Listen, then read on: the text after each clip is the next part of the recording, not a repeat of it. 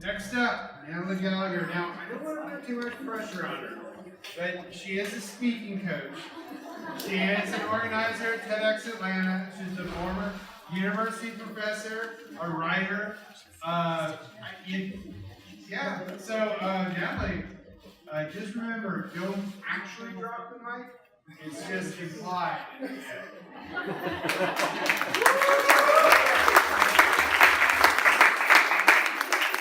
Alright guys, 2013, my husband and I were living in Albuquerque, New Mexico. I was teaching at a small university, teaching public speaking and writing. My husband was working freelance doing website design, when out of the blue, his good friend Matt called him up and said, I've just partnered with this company, you've got to take a look, it's going to be big.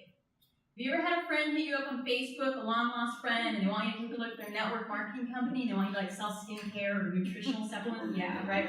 That's what this was. Now, any other person who, if it had been any other person, we wouldn't have a story.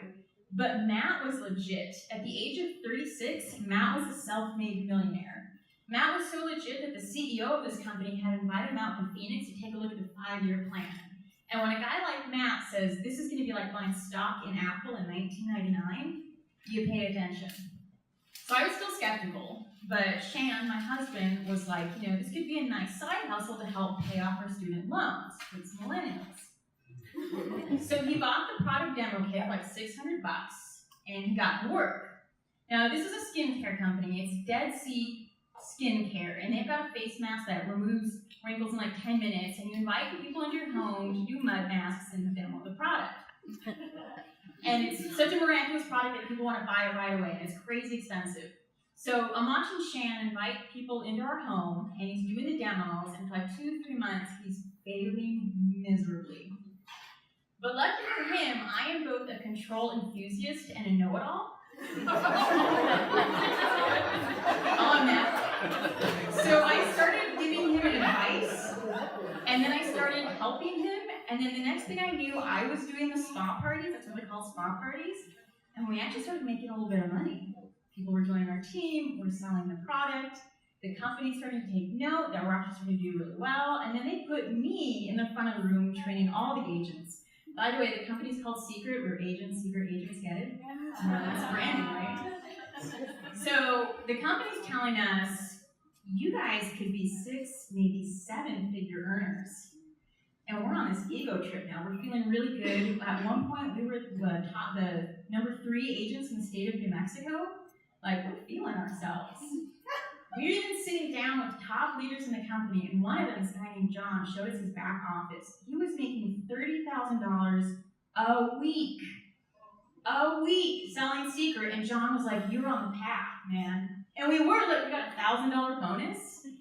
We're feeling pretty good. They're promoting us on social media. People want to talk to us. And in the end of 2014, we made a really crucial decision. We decided that we needed to be in a bigger market than Albuquerque. We decided to move to Atlanta, where there's 6 million people, and they all have skin. So we sold our house, and in February of 2015, almost 4 years to the day of me standing here right now, we moved to Atlanta. Now, we walked away from the sale of our house with $25,000. Smart people would have put that money in the bank and gotten jobs. This is fuck up number 1. We were not smart people. We thought, let's live on that money while we build our business, because certainly we're going to be millionaires in like a year tops. The second thing smart people would have done was they would have lived very frugally, knowing that they had a limited amount of money and they were working on building a business. But we got into the habit of living like network marketing leaders, where you take trips and you get nice cars and nice clothes and you buy drinks for everyone. So in March, right after we moved, we went to a trip to Vegas for a convention. It's going to be Vegas in a second here. There it is. We went to Vegas. This is just a few weeks after we moved. Not long after that, we leased a brand new car that we absolutely did not need. I actually cringe a little bit when I say that. In June, we took another trip to yet another convention in Phoenix. And when we weren't taking trips and buying cars, we were going out to eat because it's Atlanta. We were seeing movies at Phipps Plaza. We were hanging out in Piedmont Park. We were just living the lives. What we were not doing was spending a lot of time growing our business. Because if you don't have a network, it's really hard to grow a network marketing business. Which we were shocked to find out. Now, layered on top of that, I started to get really sick. Turns out I have an autoimmune disease called ulcerative colitis, and I started racking up serious medical bills between doctor's appointments, procedures, and a medication that cost about $300 for a 3-week supply with insurance. And it got to the point where I was too sick to actually get a job. And our money was rapidly running out, racking up the medical bills, and panic set in. Shannon started driving Lyft to make a little bit of extra money. I started doing freelance blog post writing, so I could do that from my bed, and then I got a job tutoring part-time at a learning center. And everything else was going on credit cards. Like the cash that we were scraping together was paying the rent. And it might surprise you to know that if you are married and you're experiencing extreme financial difficulties, that's also really hard on your marriage. So we came to the end of 2015. You guys look sad, don't worry, it's okay. I'm looking at you like, oh my god, this is a dark track. We came to the end of 2015. We had spurred through all of our cash. We were now $30,000 in credit card debt on top of our student loans. Our marriage was in shambles. My health was in shambles. And we pretty much, through a series of really stupid decisions, burned down our entire lives. But there's always tomorrow, right? And Jay and Scott said, end it there and then pretend to drop the mic, but don't actually drop the mic. So does anybody have a question for Natalie? Yeah. All right. I mean, you're first. Yeah. So Shan is a website designer, and my dad kind of took Raise your hand higher. Raise your hand. We're still married. It's been 3 years. We're still married. My dad took pity on him and hired him to build some websites for his business, and then we just kind of parlayed that into more websites, and then I started picking up more freelance work. And then it's been 3 years. Neither of us have actually gotten a job since then. We just kept building on the freelance work, and now we're both successfully self-employed.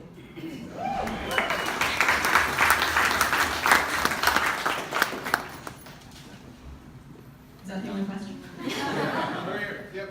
What was the psychological impact of going through all of those issues at the same time, and how did you power through them when you were on the up again?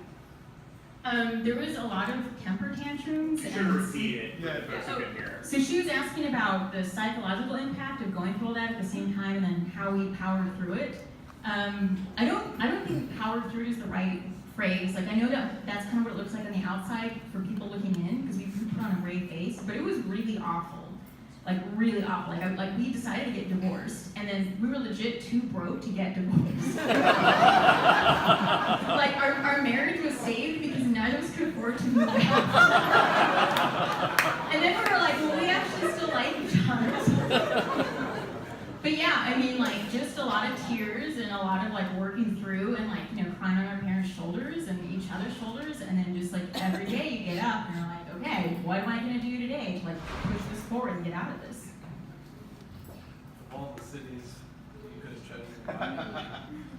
And he asked why Atlanta. My dad lives here, and we came to visit him summer 2014, and we're like, look at this amazing place. Here we are. With all that skin. With all that skin. One more. So the skincare line, did they blow up to this big time? Oh, you guys tell me. It's a company called Secret. Have you heard of it? It's amazing stuff. Like, I'll give them that credit. Like, it's really amazing stuff, but it's crazy expensive. It's like $300 face masks. And that's hard. That's a hard sell. It is great stuff, but I've been seeing dupes for it everywhere. Like there's a magnetic mask that Elf has a dupe that's like $15. Seriously. So if you guys are interested in Secret, come see me. Oh, You really look